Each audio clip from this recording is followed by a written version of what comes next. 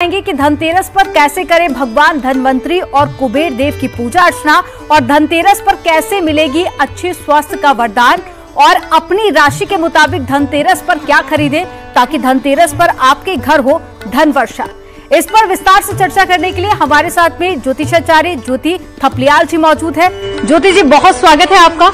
और सबसे पहला मेरा आपसे सवाल ये कि धनतेरस से ही दीपावली की शुरुआत हो जाती है, तो धनतेरस का क्या महत्व है और साथ ही धनतेरस पर कैसे पूजा अर्चना की जाए? धनतेरस मनाया जाता है भगवान धनवंतरी के अवतरण दिवस के उपलक्ष्य में। क्या आप जानते हैं कि जब समुद्र मंथन हो रहा था उस वक्त जो व्यक्ति अमृत कलश लेकर उत्पन्न हुए थे वो थे भगवान धनवंतरी।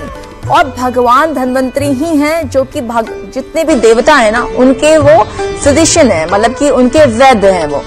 और ये जो अमृत कलश लेकर उनकी प्राकट्य हुआ है ये वही समुद्र मंथन है जहाँ से माँ लक्ष्मी की उत्पत्ति भी हुई थी।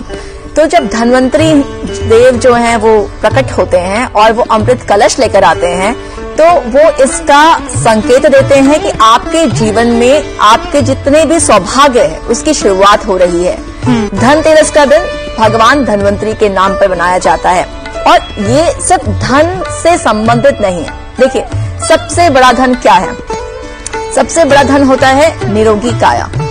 माया उसके बाद आती है। आप कितनी भी माया कमा लीजिए, लेकिन अगर आपकी काया निरोगी नहीं है तो सारी माया व्यर्थ है। इसलिए सबसे पहले सेहत पर ध्यान देना जरूरी है। अब पूजा कैसे करें? देखिए, त्रयोदशी जो तिथि है वो 10 तारीख शुक्रवार को दिन में 12:30 बजे से शुरू हो जाती है और ये जो 11 तारीख है 11 तारीख की दोपहर को 1:57 तक ये रहेगी। तो यदि आपको किसी भी तरह की खरीदारी करनी है तो आपके पास ये पूरा दिन है, 10 तारीख के दोपहर से लेकर 11 तारीख की दोपहर तक का।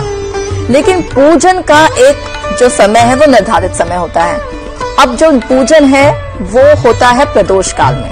अब प्रदोष काल का जो समय है वो शाम के 5:30 बजे से लेकर रात के 8:08 तक प्रदोष काल है। और आप इसे और प्रिसाइज करके देख सकते हैं कि जैसे जब कभी भी हम किसी तरह की पूजा करते हैं तो उसके लिए एक खास मुहूर्त देखा जाता है। तो पहली बात तो ये है कि प्रदोष काल बहुत उत्तम मुहूर्त है, लेकिन उसके साथ ही आपको यदि स्थिर लगन मिल जाए तो स्थिर लगन में की गई पूजा आपको स्थिरता प्रदान करने वाली होती है। तो अब देखिए, रात के शाम के 5:30 बजे के बाद आप एक तो जिस शहर में रहते हैं मुहूर्त हर शहर में आपको पंचांग जरूर देखिएगा, क्योंकि मैं आपको जो समय बताऊंगी हो सकता है आप जिस शहर में रहते हो वहां पर 1-2 मिनट का फर्क जरूर पड़ जाता है। तो जो प्रदोष काल का समय है वो पूजा के लिए बहुत अच्छा है और इसके साथ ही जो स्थिर लगन है वो आपको मिलेगा शाम के 5:45 के करीब से लेके रात के 7:45 के करीब। आप जिस शहर में रहते हैं 1-2 मिनट का फर्क आपको वहां पर जरूर देखने को मिलेगा। तो आप पंचांग जरूर देखें, अपने शहर का पंचांग देखें, आपको पता चल जाएगा। लेकिन ये जो 2 घंटे हैं ये पूजा के मुहूर्त के लिए सबसे ज्यादा उपयुक्त समय है। आपको मैंने मुहूर्त बता दिया, अब आप पूजन कैसे करें? तो पहले तो आप लक्ष्मी जी को स्थापित कर लीजिए। आप एक चौकी लीजिए, उस पर एक लाल वस्त्र जो है या किसी तरह का लाल कपड़ा है उसे बिछा लीजिए। उसके बाद माँ लक्ष्मी जी की मूर्ति आप रख लीजिए। साथ में यदि आपको भगवान कुबेर मिले तो उनकी मूर्ति, और यदि भगवान धनवंतरी की भी आपको मूर्ति मिल जाए तो उसको भी आपको स्थापित करना है। लेकिन बाजार में भगवान धनवंतरी की मूर्ति बहुत आसानी से उपलब्ध नहीं होती है, तो ऐसे में क्या करें? देखिए, आप एक सुपारी लीजिए। ये जो सुपारी है ना इसको आप मौली से, आपके पास ये मौली है और एक सुपारी है, तो आप यहाँ पर आप भगवान धनवंतरी की अगर मूर्ति नहीं है तो उनका स्वरूप में यहाँ पर उसे स्थापित कर सकते हैं। इस मौली को इस सुपारी में बांध दीजिए इस तरह से और उसके बाद इसको अपने पूजन स्थान पर आप रख दीजिए। अब जब भी पूजा करेंगे तो याद से एक चावल की ढेरी बनाइए और उसके ऊपर भगवान को स्थापित कीजिए।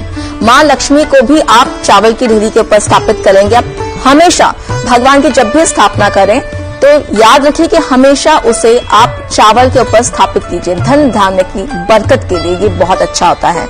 इसके बाद आपके पास जो भी पूजन सामग्री है फल, फूल, पुष्प, नैवेद्य, वो सब भगवान को आप अर्पित कीजिए। साथ ही आप पंच स्नान भी कराइए। जो आपके भगवान धन्वंतरी स्थापित किए हैं उन्हें आप यहाँ पर पंचामृत से स्नान कराएंगे। अब क्योंकि आपने ऐसे स्नान का ठीक नहीं है कि आप पूरा इसके ऊपर डाल दें, आप संज्ञा स्वरूप थोड़ा सा यहाँ पर उसके ऊपर छिड़क सकते हैं। तो इस तरह से स्नान जो है वो भगवान का यहाँ हो जाएगा।